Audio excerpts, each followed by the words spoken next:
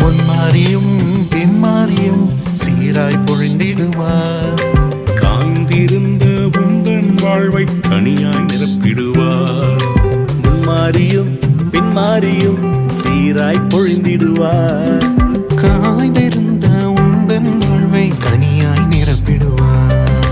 தரிசாய் கிடந்த உந்தன் நிலத்தை விளைய செய்திடுவார். உன் கை செய்யும் வேலை எல்லாம் ஆசீர்வதித்திடுவார்.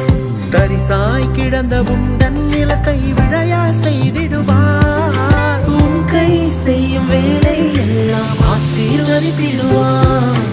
உங்கள்